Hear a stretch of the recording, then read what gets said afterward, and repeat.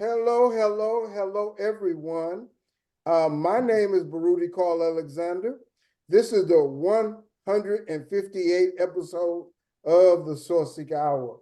And I have two of my good friends with me that we are going to talk about life and culture, things happening out in the world. And I also really want to spotlight the interesting things that they are doing in the community and in the world. And I thank them very much for coming on and sharing with us. Sister Mattie, I think this is probably your third or fourth time on the show, and I appreciate all of those times. Share with us who you are and then some of the things that you're doing, and save a little bit, and we're going to have even more that we're going to share. Okay, awesome. Hello, Source Seeker Hour. It is an honor to be here with you. I'm so grateful. My name is Mattie Zarina Whitfield, and I am the proud owner of She Manifest. She Manifest is an organization and community that teaches the power of feminine communication to be able to manifest the life that you deserve. I know some of you all are wondering, what is feminine communication? But Baruti told me to save a little, so I'll save a little for that. I also teach the power of AI and how to use it in your life and how to make your business boom. That's me. Oh, we're going to get into that AI. I did have one show that we concentrated on it, and I learned so much in that brief hour, but every day new innovations are happening, and I'd like to hear all about it. Brother Al, Yes, sir. tell us what's going on. Well, first of all, I'm happy to be here again. It's always an honor to sharing a space with you. We have been since, I guess we have been about 7 or 8 years old on a baseball field at Cloverland Park. And, I was at NRG the other night for the Rolling Stones concert. And every time I come in that space, I think about your dad and, how he used to work there and just advised me when I was working as a kid. So, it's always good. And to be on the show with this powerful, lovely young lady that you have on here, who I'm hoping to learn some things from. Just glad to be here, man. We're doing some great things with my company, with stand-up comedy. Of course, we're working every week. Next week on the 9th, we will be at the Riot Comedy Club, which is over on Wall Drive, inside Rudyard's restaurant and bar.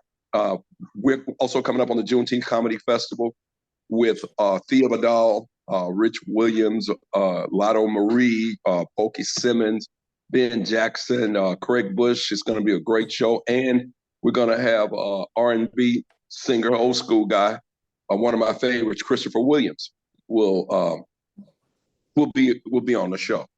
So I heard Christopher Williams. I remember him. He's still out there. Huh? Yeah. Oh, absolutely, man. They got this old school tour going around with him and Keith Sweat, and all these other really really good singers. Christopher was actually in New Jack City. I think everybody remember him from that.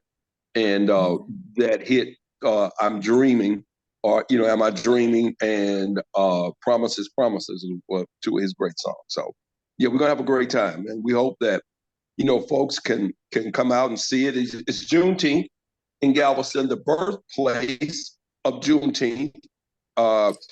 It's a nationally known holiday now, and TxDOT is forecasting that over 500,000 people are going to be visiting the island of Galveston on that weekend. So you need to come out and hang with us. We're right there at the convention center, right there on the beach. Speakeasy, htx.com is where you can get information and tickets. Real quick, Al, I want your opinion on what Charles Barkley did to our Galveston. Oh, he just made it famous, man. That's all he did. Charles made the place famous. He put, focus on it that we ordinarily wouldn't have got. I mean, he pulled Tina Knowles out of Galveston, and everybody doesn't know the history of Tina in Galveston. Tina is legendary in Galveston. She was at one time doing, I think it was the early 60s, somewhere mid 60s. Tina was known as the most beautiful woman in Galveston as a teenager. She was the first African-American woman that they allowed, dig this, back in the 60s, they allowed to ride her bike down the beach with a bikini on. And, you know, she was just, you know, and then you don't think of Tina being militant, but Tina was extremely militant back then. She used, you know, Tina was, you know, mixed with French and black. So she always had long, wavy hair. But Tina used to put Tide washing powder in her hair to try to kink it up because she wanted to be black and she wanted to represent black. So when she came out and said it, my marketing team went to work, man, and we're gonna have a great time. Everybody needs to come on down to Galveston, get some of it. We don't call it dirty water, we call it gumbo water. I was just about to say, now we can talk about what he said, but how often do you actually get in that water? Like, no, I don't think nobody really does. That's right. Why everybody was laughing at it. But there are times in Galveston where the water actually turns blue. And it's just how the tide comes in. And what people don't understand about Galveston dirty water, it's because the tide comes up from the bottom of the Gulf, which stirs up the dirt. Unlike where, like in the Caribbean or somewhere it kind of comes in on top. But he made it famous, brother. Thank you, brother Charles. Gumbo water. Okay, I got it. We got gumbo water. Sister Mattie, crab and all kinds of stuff in there. I know you're from Chicago originally. You're in Houston now, the area. What are some of the things that you like to do, and things related to your business and then personal? Well, I can say that in Chicago, we have beaches and they have gumbo water too. I'll say that. Now, I don't know the history behind what makes the gumbo water, but it's definitely not something that I like to stick my feet in because you don't know what's going to come out when you pull your foot out of it. But I love Houston's weather. I moved here initially. People always ask me, so what made you move to Houston? And I kind of call myself a Houstonian because I've been here so long. I think I'm going about 12 to 13 years. So I moved for the weather, just period. I moved because it's beautiful weather more than it's cold. Chicago has more cold than it has beautiful weather. Beautiful weather brings beautiful people. It allows you to be happier. It allows you to get outside. And in my business, I deal with people. So I love when people are in a happy space or they're easier to get to a happy space. Like one of my favorite movies says, endorphins make you happy and the sun brings endorphins. So there you go with Houston. Things that I like to do. So I'm kind of more so a homebody. I don't probably get out as much as people like to think that I do. I'm either at home or I travel. So even with my travel, I travel so much, I became a licensed travel agent, and in which I'm going to do a lot of group trips. So Mr. Freeman, if you ever want to put a comedy show group trip together, I'm your girl. We can get that going. Sourceseeker, you want to put a group trip together, cruise, something like that, I can help you plan that. I love to give a disclaimer, Mattie. My daughter works for Southwest. Oh, okay. That's wonderful. She can do the flights and I'm going to do the destination. Sounds good. Well, Sounds good. We can work together. What are some destinations that you would think of that people would enjoy? Oh, well, let's see. So right now I'm actually putting together a boys trip for Columbia. I got them a luxury mansion with off the beach, and they have a infinity pool. It's absolutely gorgeous. Most people like trips that have a shorter, like your flight time isn't that much, but you get to go and actually enjoy, and your price points are good. So I do think that a lot of people have been going to Mexico. They've been going to Tulum. They've been going to Playa del Carmen. I recently, maybe a month or 2 months ago, I went to Secrets Impressions in Mexico, it blew my mind. I didn't think that there was a real 5-star hotel resort in Mexico, but I was totally wrong. It was absolutely impressive. And normally when you do the all-inclusive, the food is, it was impeccable. The service was impeccable. The attention that they give, the water, the people, everything about the entire trip was absolutely wonderful. So I'm helping some of the people from Chicago plan some group trips with the cruises. So it really just depends on what everybody wants to do. I like to put it together where we give you the biggest bang for your buck. And I'm a luxurious girl, so I like for everybody to have a luxurious experience, even if it's on a budget. I just wanted to say there's so many Black people that have been going to Mexico. I mean, we used to hear all the reputation and things, but is it kind of okay and it's not as dangerous as people have said? I'm gonna just say, don't believe everything you see that the government tells you. Okay. All right. Al, you were saying something? Yeah, I was echoing a few things that she said about Mexico and how beautiful it is and how welcoming the people are. There may be some reasons, some financial, political reasons why we want to steer people away from Mexico. And then, of course, there are some dangers there. There are dangers everywhere. Yeah. Everywhere. That you go. But generally around the resorts, they have so much security around there that, they want to protect their interests because that's their livelihood. It's tourism. Mm-hmm. So, they're not going to allow that to be destroyed. One of the places you mentioned, a place that people would go. I love Cayman Islands. Such an amazing place, and it has some of the most beautiful sunsets and sunrises that you'll see. The hospitality there is great. It's Caymanish, it's Jamaican, it's Cuban, so it is Black. The first time I went to the Cayman Islands, I went on a comedy show, and so I left, I believe, at 7 p.m. from Houston. The Cayman is only like an hour and a half, but just about 2 hours from Houston. The flight is from George Bush Intercontinental. And so I get off the plane, and first of all, it starts to get, real Caribbeanish because you get off on the tarmac on the plane. So you come down the stairway, and when I came down the stairway, Carl, I'm telling you, literally, my body clock changed. The smell of the air, the sway of the trees, the folk. It just, it's almost like I was high when I got off. I just started absorbing, And I asked the guy who was taking my bags, I said, hey, what time is it here? Because I wanted to have the right time. And he's like, hey, Mon, you don't need a watch. There's no time. You're always on time. No matter where you go, you're always on time. And, just beautiful, man. And I say this, if you are a couple and just think you might be having some problems, you think, hey, man, we're going to split up. Yeah, I can't take this no more. Go to the Cayman Islands together. It is one of the most romantic islands that you can ever, go to. And if after then you spend that romantic weekend in the Cayman Islands and y'all just have to break up, y'all supposed to. But it is, I'm just suggesting that, and she's mentioning putting a trip together. I am right now in the planning stages of putting together a Cayman comedy festival. Yes.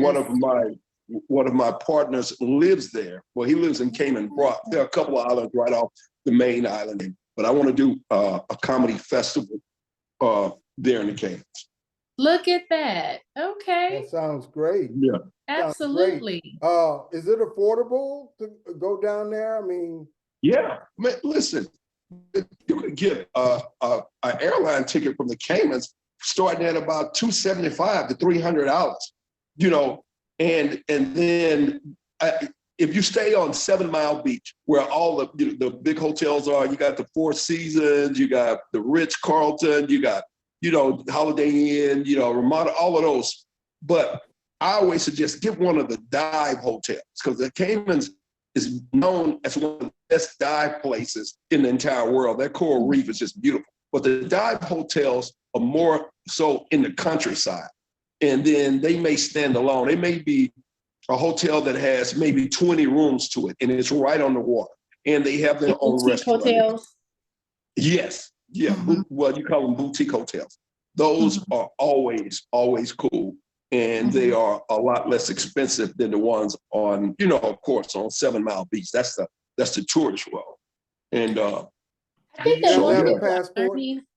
More people are learning that travel isn't as expensive as we like to think it is. You can travel on a budget and have an amazing time. It is nowhere near as expensive as America.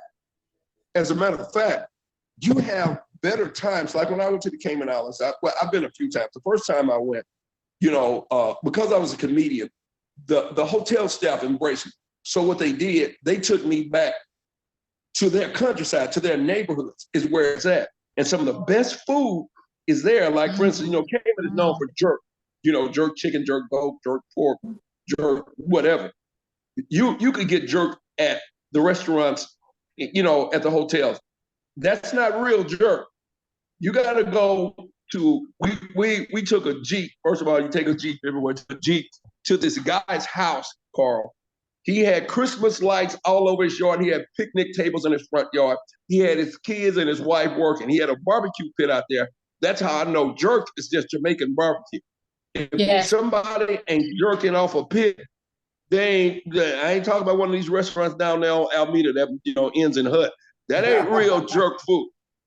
If they cook it in the oven, it's not jerk food. Just like cooking barbecue in the oven. You can't do that. That's what Chicago people do. They cook barbecue in the oven. Hold on, wait a minute. No, we kidding. don't. We have some of the best barbecue. I have not found no good barbecue here in Texas. Oh, okay. Well, then I'm gonna hook you up with some good Texas I need barbecue. a good hookup. Again, you can't. I haven't found it. You can't go to Goods Barbecue or Papa's or nowhere like that. Some of the chains. You got to go down into Austin and go to the place on 12th Street where they got the screen door, and an old mean ass woman that curse you out for not getting in line. Wait a See, minute. that's good screen barbecue. Door.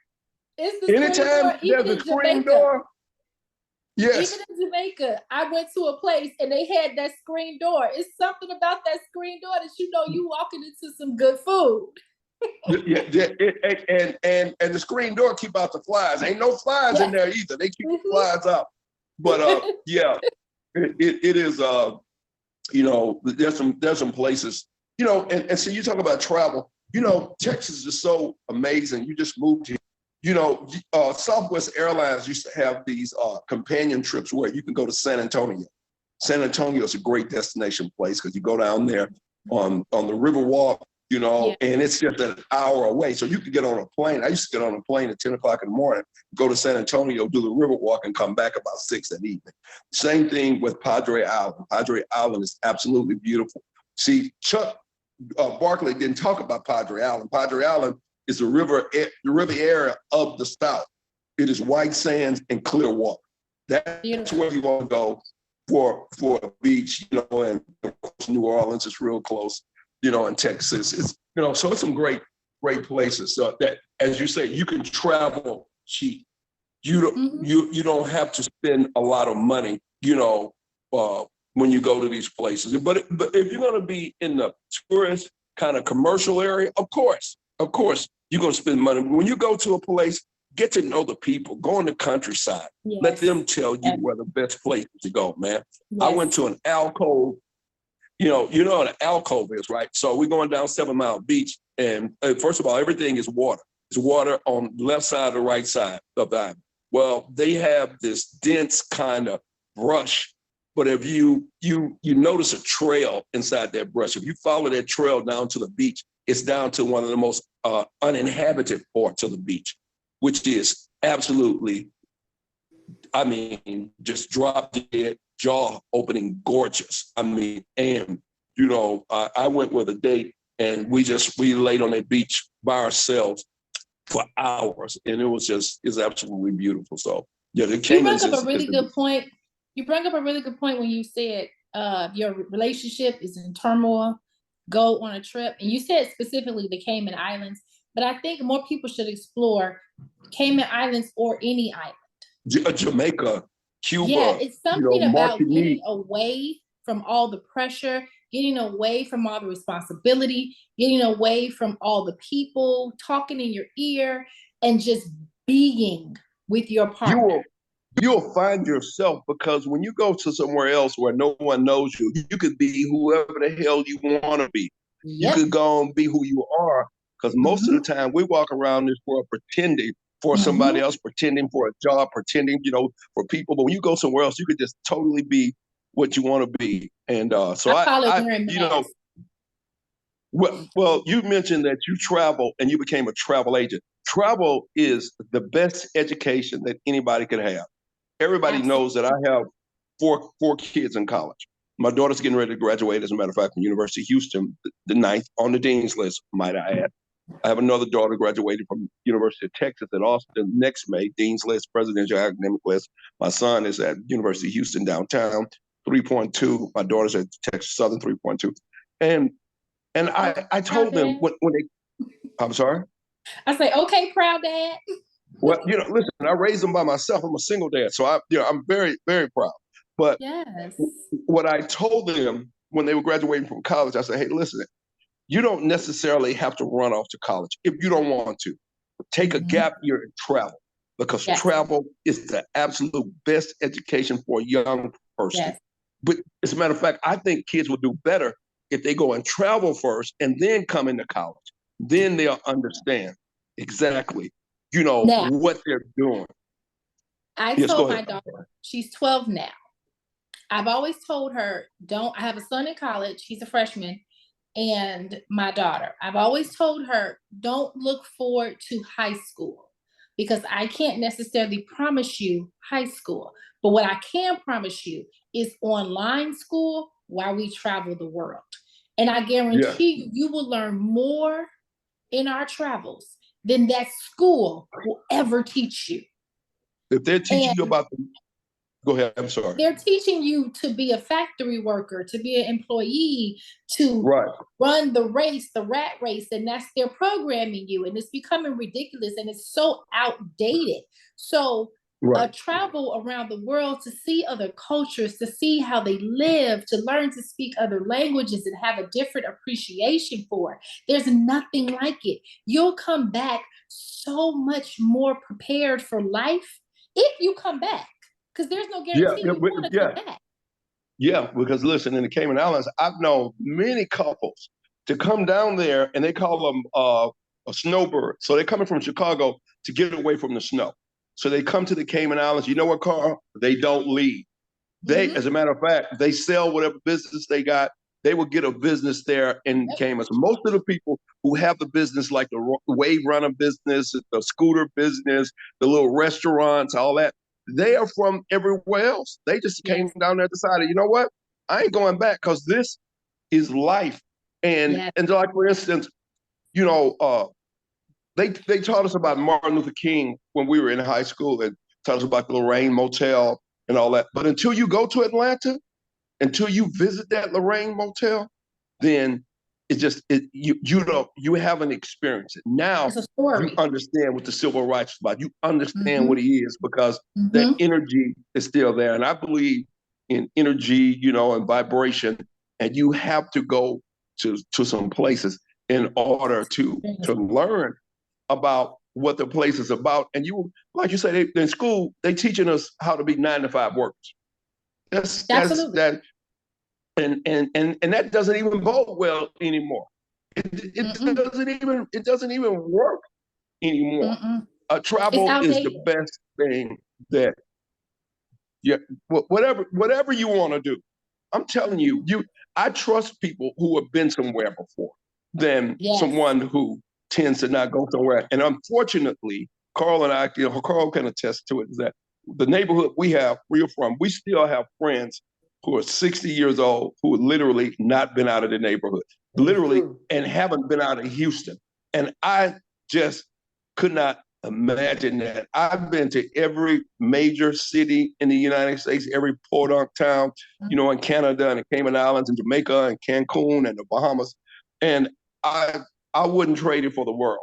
Another beautiful place. What's that? I'm sorry, go ahead. Aruba. No, go ahead. Oh, absolutely. Their people, Absolutely. the people in Aruba are so amazing and loving. You know what you culture, find out? Yes.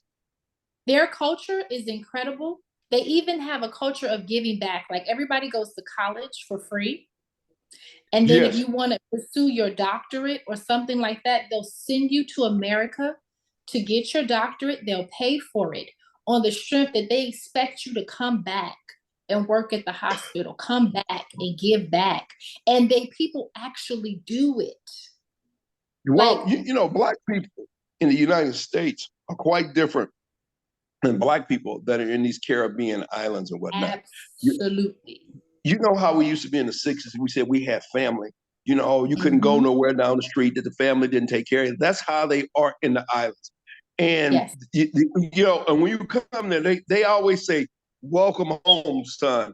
Welcome home, you know, because they Yes. know this is where you belong. And then when you go to a place where everybody's majority Black and the important people are Black, and you know, you just such an amazing feeling, and you'll realize just how they say this is the home of the free, but I don't know how free we really are. You know, I just don't want believe just to from that. travel.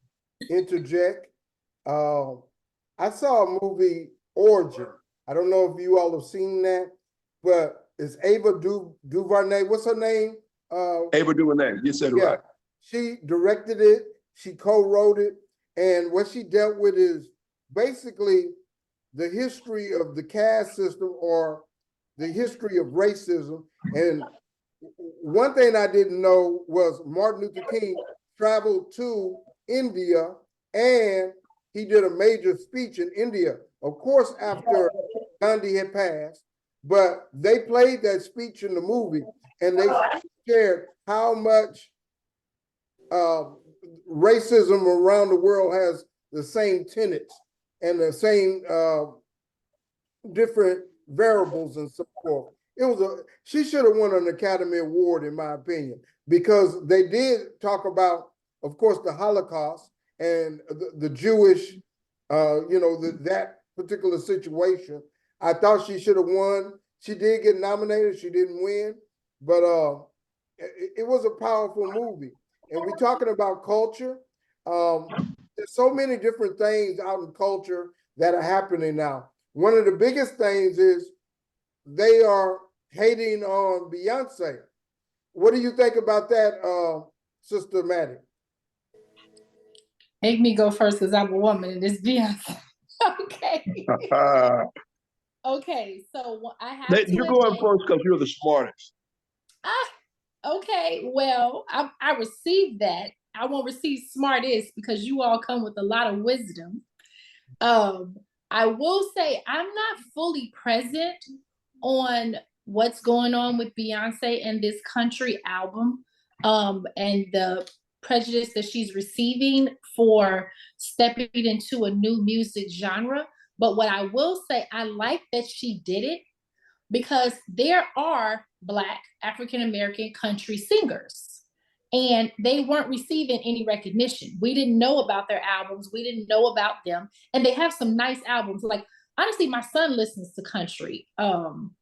He's introduced me to a few songs. He kind of listens to everything. But since she's came out with her country album, more Black country singers are getting more recognition.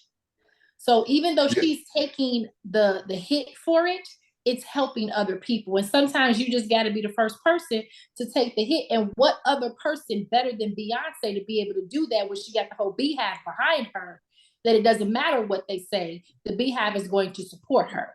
So that will be my opinion on it. I'm not familiar with the other country artists that have something to say, but in the music industry as a whole, they probably, like, I have a thing with the music industry. I'm not a real big fan of it because it's programming.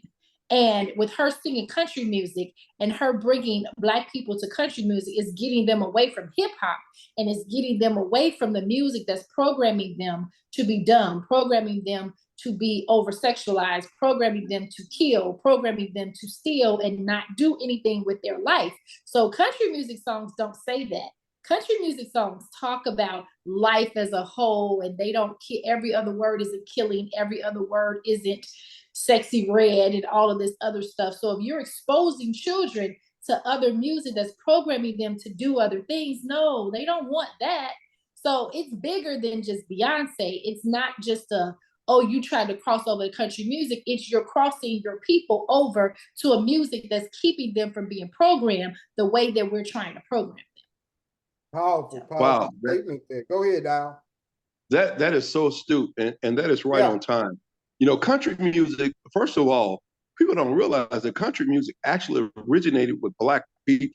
Country music was just a form of the blues music. You know, Ray Charles was a country singer, you know, and people didn't realize that. And also, there are some great country singers. Charlie Pride was a great country singer, was a headliner at the Houston Livestock Show and Rodeo way back when. You remember Darius Rucker from In Living Color, you know, from the rock group In Living Color, crossed over the country.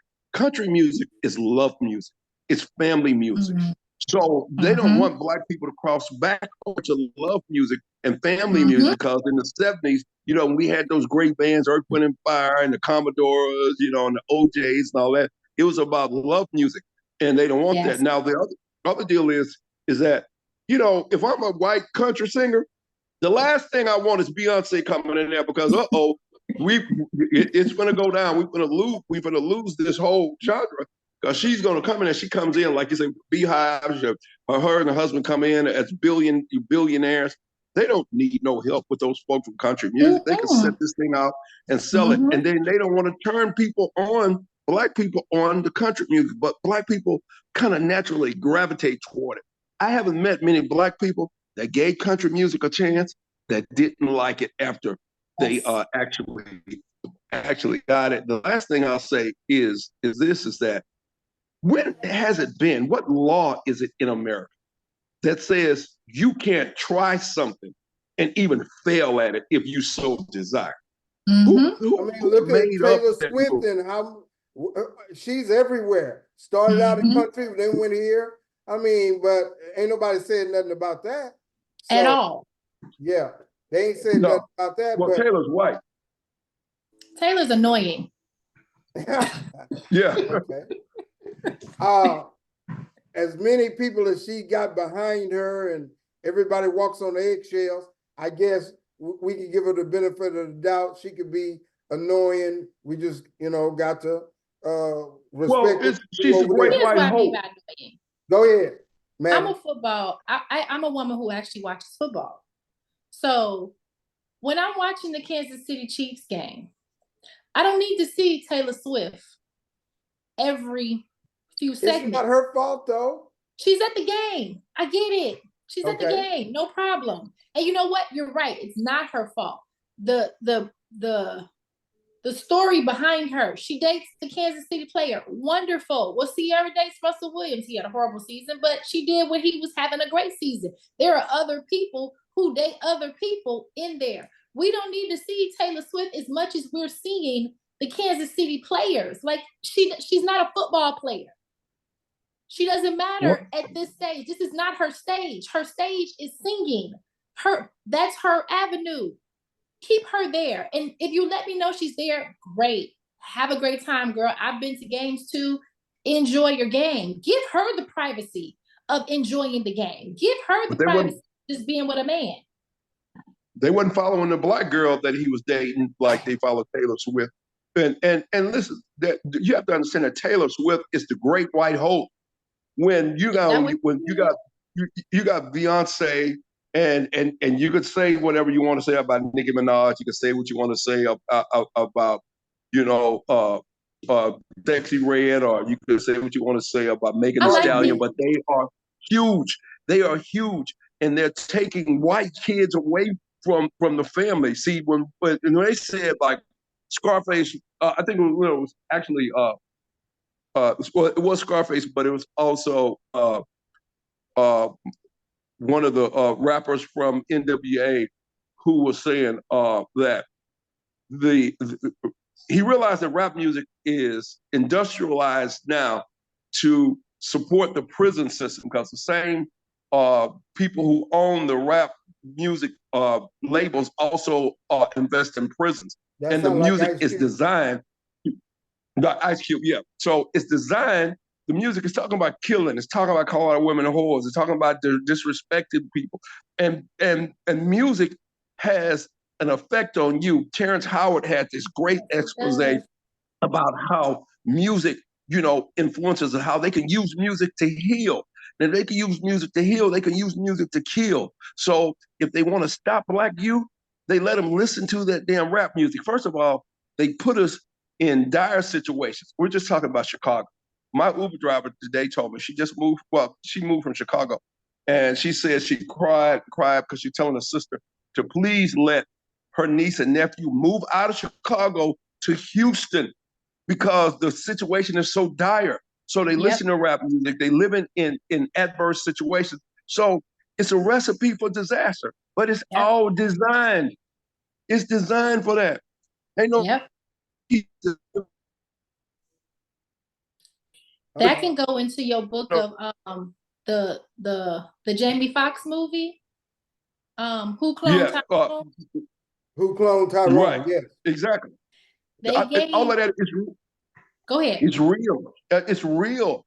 They are programming our children with music. I remember when my kids were in utero, I bought this what they call a baby sound system.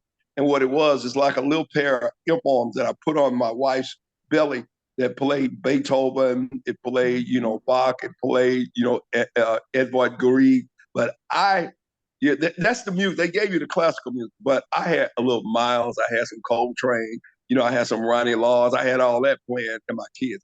And I'm telling you, man, I have 4 kids, three daughters. Amazing, as I told you, everybody's on the dean's list, presidential list. My son, 3.2, great baseball player, to be a pastor. It was that music, that programming that I did. And then I didn't play that music around my house.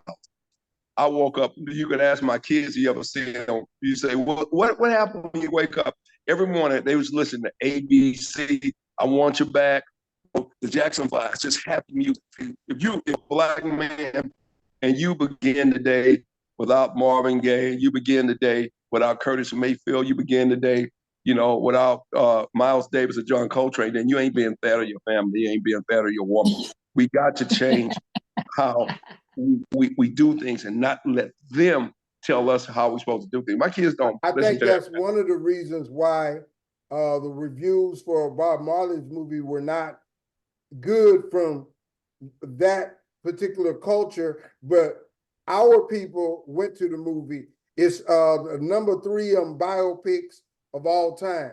And if you like Bob Marley music or you understand where he came from, I mean, it was a powerful movie, but he really dealt with his religious and spiritual aspect from the context of a black Jesus or a black, God is black, and so, which they didn't understand. Of course, there was a lot of smoking in it. Bob Marley come from that background, but he's from Jamaica. Yeah, and we're legalizing marijuana everywhere around the United States. You can walk through the city of Austin right now and fire up as you're walking down 6th Street. So we're learning truth. See, Bob Marley was a revolutionary. He's a revolutionary like Malcolm X, like Martin Luther King from that era. That's why they had to discredit the movie, because now that these truths are coming out, well, they said, I think it was 2018, this portal opened up, and now you can't stop the truths from coming out. That's why the Bob Marley story is so resonant. And, if you ever go to one of these islands and you listen to Third World, you listen to Bob Marley, you listen to that piece, and you listen to that music, and you're sitting on the beach and you hear, the surf coming in on the shore, and you smelling, the Caribbean air, you see the palm trees sway, and it just changes your whole spirit and your whole life. And, we don't want Black people to do that, because if Black people get to our true spiritual selves, and we understand that God is Black, that God is you, that then we won't be stopped. But hey, listen, when people say, hey, God's coming back, see, they try to fool us with stuff like God's coming back to scare Black people. God's coming back, he's going to destroy the world. No, God's coming back in you. He's coming back in each one of you. You're going to discover who you really are. How about God never left? Okay. Right, exactly. Yes. Yeah. Jesus is walking around right now. How about God never left? Because God exists in you. And it's not that God is left. You're just asleep to who you really are.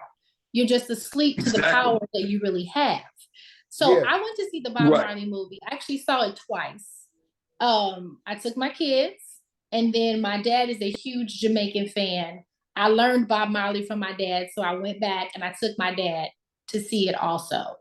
For me, the Bob Marley movie was good because I knew his music, but I didn't know his story because I was young. So to see the story behind the music, it made the music make more sense for me.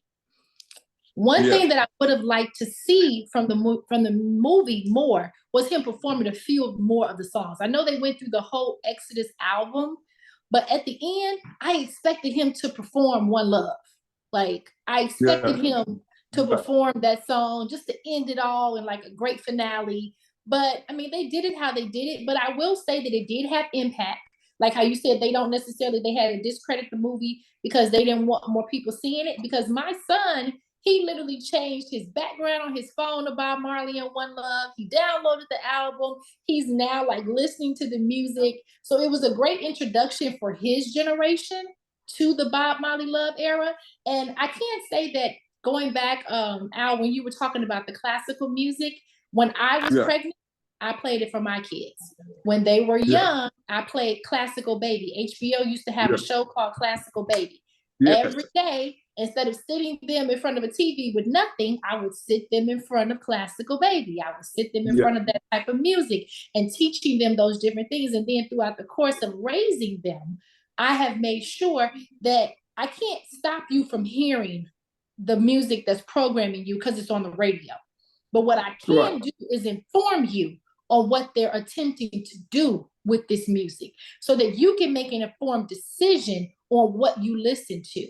So the other day I heard my daughter, she was listening to some music that I used to listen to way back, like Next and, you know, the nice R&B love songs and stuff. And I'm like, you know, you're 12, what you doing listening to this? And she was like, well, I remember you playing it in the car. And I remember the good feeling with the songs. So she listens to intentionally good feeling music. So as parents, we are very responsible for what our children are listening to and what they're listening to and where it's programming them. We're the ones responsible for making sure that they know that this sexy red music, it's programming you to not be a lady. It's programming you to lead with your body. It's programming you to believe that you're just a sexual being when you're so much more than that. Now, I don't necessarily put Nicki Minaj and Megan in the same category as Sexy Red. They're a little different. And Nicki Minaj, even in her music, some of it is very empowering. Like, I wish I could live this moment for life. And she talks about winning and things of that nature. Like, her whole beginning album was programming other people to agree with her becoming one of the best artists in the world. And that's exactly what she did. People need to learn to understand the power of the music and the movies and the tale of vision that we're being exposed to. When we can learn to do that as a culture, our culture will elevate. That's why they don't want Beyonce in country music. That's why they don't want other people who understand. I watched a music producer that said he got out of the music industry because it was no longer about making music. It was about, okay, you need these many curse words. I need these many deaths. I need these many women calling them a hoe, calling them a bitch. It was literally a list of derogatory things that only happen in hip hop music.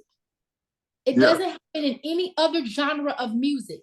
We are the only culture that is taught to disrespect our women the way that we do. And then we wonder why domestic violence is so high. They're not learning anything else. What else do you expect? We are getting toward the end of our program, but I would be remiss if I didn't go into AI with Sister Mattie and Brother Al. AI, what is going to be the impact in the next 5 years and on into the future? Mattie. Let's let Mr. Freeman start and I'll end it. Well, let me say that I absolutely know nothing about AI. When you told me, and remember I told you in my notes, I said, I'm not very familiar with it. And you told me you had this lady who's an expert on it. I am eager to get this information. And after listening to her for the past hour, I am blessed. I know I'm going to get some truth. Okay, I got it. So AI is actually, there are, of course, with anything, you're going to have positives and negatives with everything that you do. It's just they require each other for a healthy balance. So some people, I'll say some people, are being taught that AI is negative. AI is going to come take your job. You're not going to be able to do this and you're not going to be able to do that because AI and robots are going to take over. Well, a part of that is true. But the thing that people need to do now is not be afraid of AI, but learn how to work with AI. AI is not going to necessarily take your job. It can enhance your job if you learn to work with AI. So for instance, you're a radio host. You put your show together. You map out everything that you want to do with your show, your talking points. You find the people, your guests. You send them all the information. AI can help you with that. AI can help you map out your show. It can map it out minute by minute. If you say, hey, I want a 60-minute show, we're going to talk about this point, and this point. This movie, that radio show, or that artist, and this. It can bring up, you can say, what are some good talking points that I should use in my show? And it will outline everything that you can use in your show. Now it's just taking what probably would have taken you an hour, 2 hours. It's taking it down to 10 minutes. So it's giving you your time back. You can take that extra time and go spend it with your family. Go take that extra time and go do what you want to do. Oh, AI, that's not a good book. AI, go ahead. I just want to interject. What I've also seen is some negative parts. There is this faculty member of the educational school. He had a problem with his principal. And what he did was he faked with AI, the principal making negative racial and anti-Semitic comments. He did that, and the police were able to figure it out, but it took a while, and the principal really suffered because of it. But as you say, with anything, there's positive and negative. With anything, there's going to be positive and negative. And one thing about AI, and AI is not negative. AI is a computer. AI is a computer interface. It's all about the person that's controlling the AI and what their intentions are to do with AI. So when it comes to people's job, AI doesn't necessarily have to take your job. You just have to learn to be able to program AI. The person who gets to keep their job is the person who knows how to work with AI to enhance that company's production.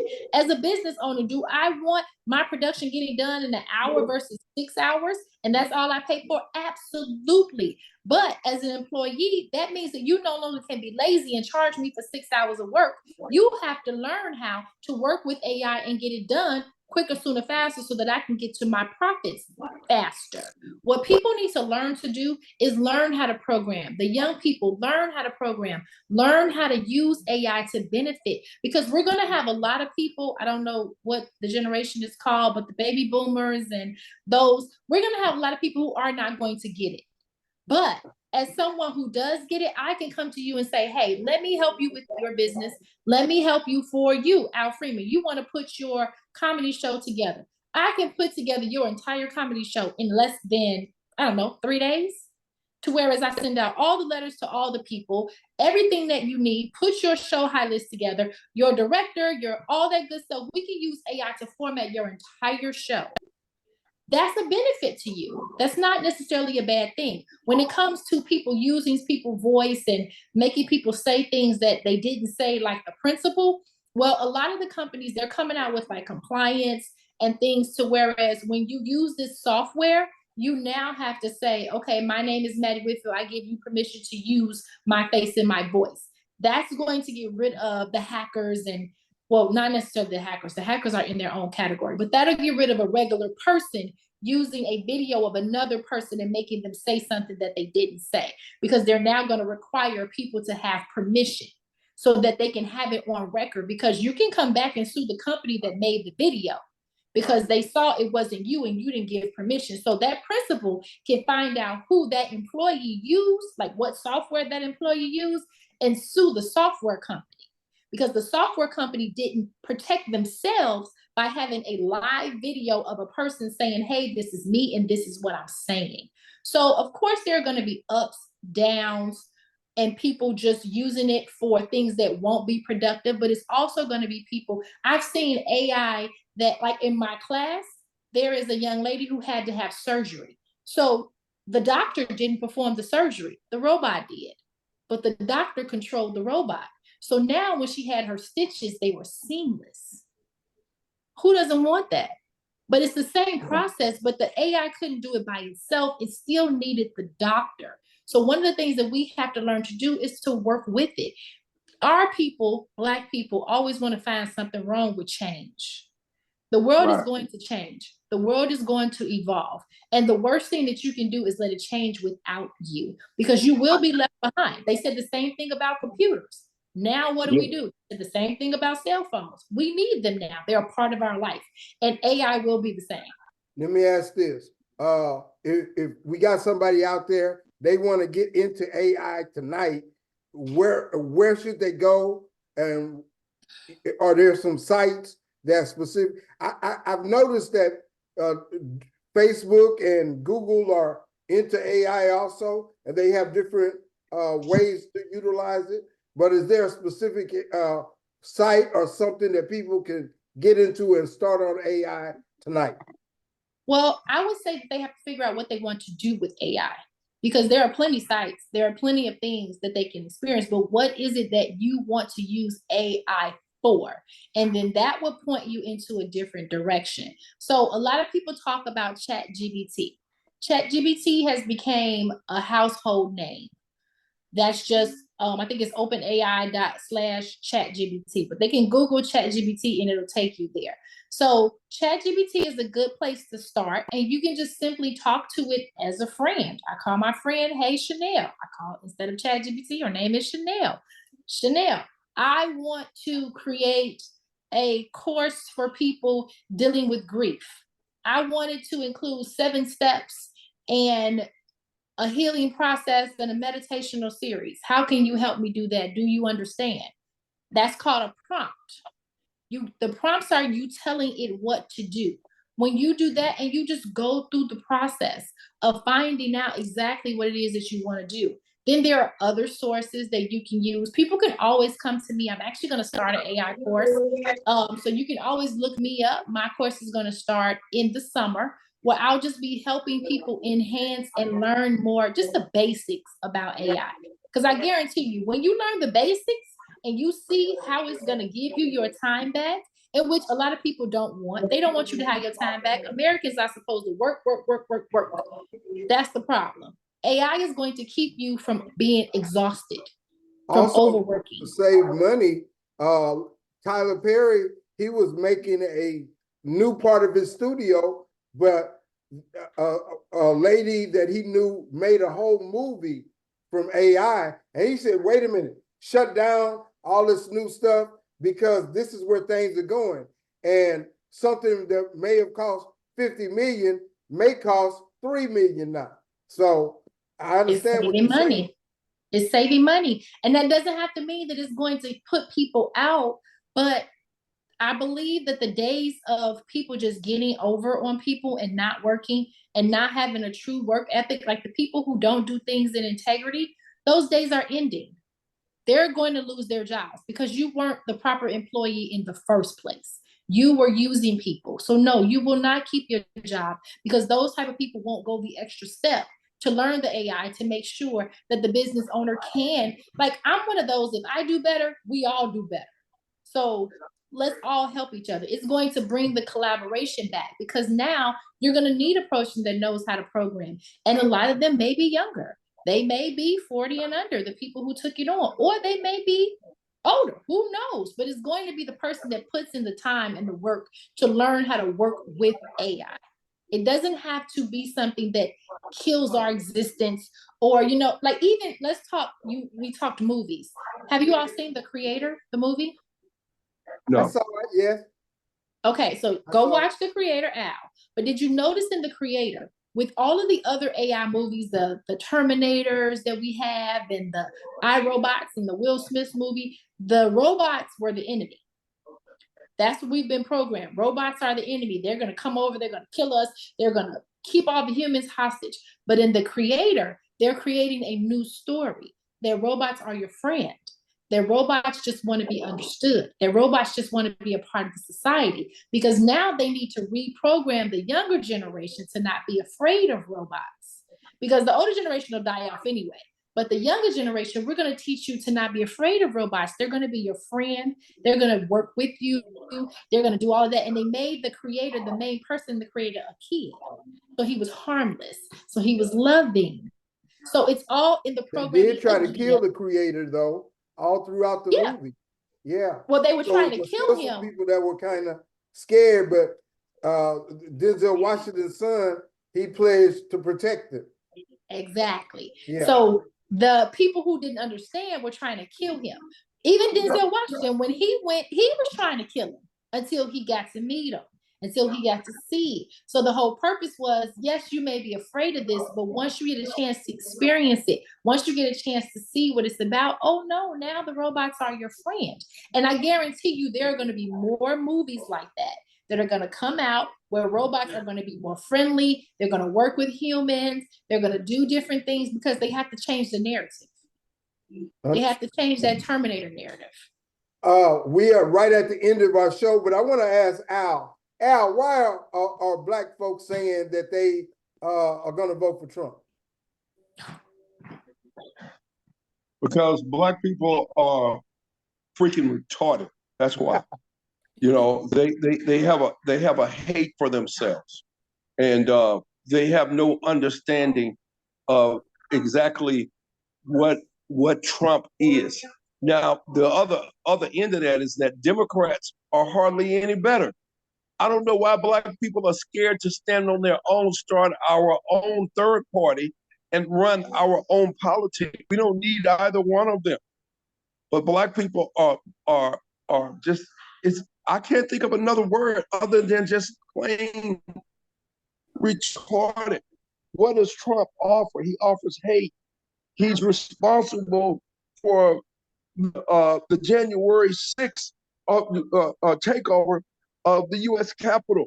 He wants to be, a communist dictator. I absolutely don't get it. I almost got in a fight with a guy the other day at work. He was listening to Trump on his cell phone, and I just made a joke. I said, "Hey, you listen to some comedy?" And the dude got up and got in my face. "Oh man, this is real stuff." I said, "Man, come on, you sit down, bro. Sit down." And after I was able to talk to him, he kind of got to understand that it is absolutely. I will say this: we do have a segment of our community that still has self-hate, but we are not just a monogamous community. We got a lot of different, of course, to us. There are some people that all they care about is he gonna give us another stimulus check, and that's their main thing. And and also they don't see so much difference in whoever's up there, because hey, Democrats or Republicans are all kind of the same. And that's the way they look at it. Did you want to share anything on that, Mattie? I mean, in my opinion, we don't really have a candidate. It's really sad that these are the only two people that we get to choose from. Right. I mean, you're trying to choose Trump from is the responsible. Trump is responsible for, like you said, for hate, for division. He pushes the division agenda. Trump is only concerned with himself and the people that he helps push their agenda, like he did with Russia. You couldn't get Trump hotels into Russia until he became president. Now he's cool buddies with Russia, and he has hotels in Russia. He's a big business person. He gives tax breaks. The people who are talking about a stimulus check, I mean, you lazy. Go work. Go get some money. Like, I don't. And then with Biden, I don't think that Biden is a better candidate. You really have not heard from Biden until this election time. So if I was a candidate, I would think that Black people or some Black people are just like, you can tell them whatever and just tell them whatever you want to tell them around election time. Yeah. Black people need to get more into, and I mean, I guess that goes into learning our history, but the president isn't really where it starts. We need to get on the lower levels. That's where we need to vote. You need to vote for your judges. You need to vote for your senators. You need to vote for the people who are actually making the decision. Presidents are really just a face. Everything else comes from lower, and then it moves its way up. When you're out of the country, I remember, I guess Trump was in office and I was out of the country and we were watching the news. America is a joke. Like, in other countries, it truly looks like a joke. Like, what do you all have going on? He's running this country, or he was running this country like a reality TV show. It was ridiculous. Like, you literally. We at the end of our show. Can you share what you got going on? You mentioned about you have a comedy show coming up. Tell us the dates, tell us where, and then how can people reach you? Okay. Yeah, absolutely. Next Thursday night at the Riot, which is Rudyard's pub on War Drive, there's a comedy show, and it's called The Minority Report.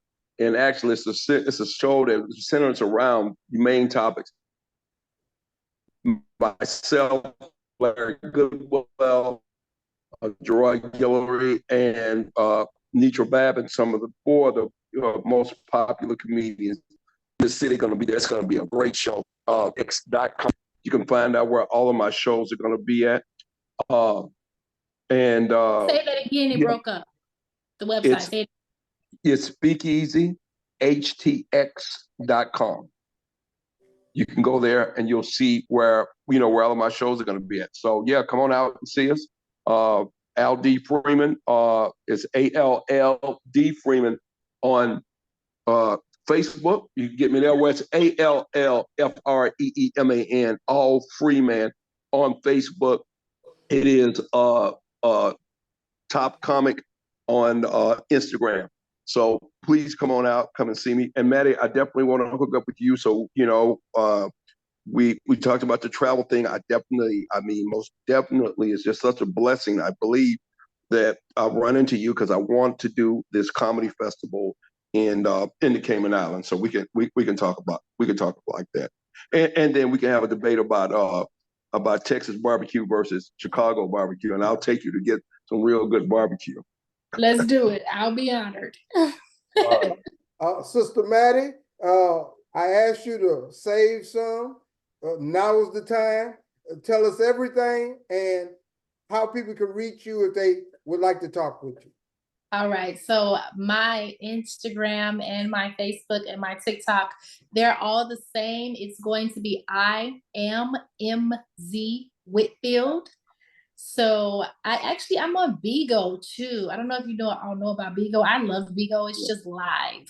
You just go live all the time. And it's so unfiltered. Like sometimes Instagram can be very make a pretty video and all of that good stuff. But Bigo is just go live, talk. Let's hear what you got to say. I love those type of panels and those type of conversations. So again, I am Miss She Manifest, Madam Captivate. What I do is I help women get rid of all of the extra masculine energy that they need so that they can attract the life, the love, the man, and everything that they desire in their life, and the restful energy that they need to be able to receive. I am also a safe place for men on my show, Captivating Conversations. We hold authentic conversations to loving relationships, and that can go from everywhere to just telling you how to get a relationship. And I'm very objective. Women, I don't side with you just because I'm a woman. I've been called the Kevin Samuels for women. I don't necessarily like his delivery, but some of his points were on point. I'm just saying. So that and travel. If you want to travel with me or you want to plan, say it again. No, what is that website? It's MV. Oh, I am MZ Whitfield, WHIT. FIELD. So that's going to be Facebook, Instagram, TikTok. You said that you help ladies kind of get to a higher level. So how do you do that? Do you ask them to contact you and then kind of do an assessment and then talk to them, and what's your process a little bit? So I help people get to a higher level in their feminine communication. I believe that communication is the foundation for everything. It's not what you say, it's how you say and how you make it deliver. Absolutely. So I help them with their empathetic ear and being able to understand and being able to emphasize and be a little more patient with their counterpart. And so that you can have that loving relationship, so that you can manifest properly. A lot of the energy here, I'm gonna say in America, is go, go, go, especially with our Black women. My opinion is Black women are the only ones who are taught to be strong. You don't hear that's a strong white woman, that's a strong Mexican woman, that's a strong Asian woman. You only hear that about Black women. And then you have Black men say, well, she's too independent, she's too this, she's too that, she's too strong. Well, in essence, sometimes you may be, and there's a time and a place for everything. What you do at work is not what you do at home. So I help them to separate the two, to be able to turn off, unplug, and be at home, be restful, not necessarily just from the submissive standpoint where you have to follow me, but the submissive standpoint where we harmonically work together and we make things happen so that we can love each other, so that we can enjoy each other. So I have a 12-week course coming up. It's going to be a mastermind. So what they can do now is just follow my page and tune in. I'm going to put that up. It's going to be in June, where we're going to have an intensive, and I'm planning a retreat where they'll get to actually really spend time with me, and we'll get to really dig into what they want in their life, how to manifest it. I'm into vibration, spirituality. I believe that you can have everything that you desire in your life. You just have to get on the right frequency for it. Oh, that's super powerful. Yeah, so super powerful. Loving people, retreat connect also. Where's your retreat? Have you planned where it's going to be? I don't know yet. I have to see. I'm going to look at these Cayman Islands, since it's only like 2 hours there from we here. go. I was thinking Jamaica, but I don't know. Sounds powerful. You're going to come back married, Mattie. Well, I think that somebody might disagree with that. He might not like that, but hey, this is our 158th episode. So we'll see. Go ahead, Mattie. Right. This is our 158th episode of the Sourceseeker Hour. I must say this has been a very informative and a very ease show that was comfortable, and we shared a lot. And I appreciate Al, and I appreciate Mattie. And we got to do this again sometime and just talk to the people and share a bunch of things that's going on, life and culture. I thank you very much. I'm Baruti Carl Alexander. Any last statement? Remember to love the life that you live and live the life that you love. All right. I thank you very much. We'll see you next time on. Thank you.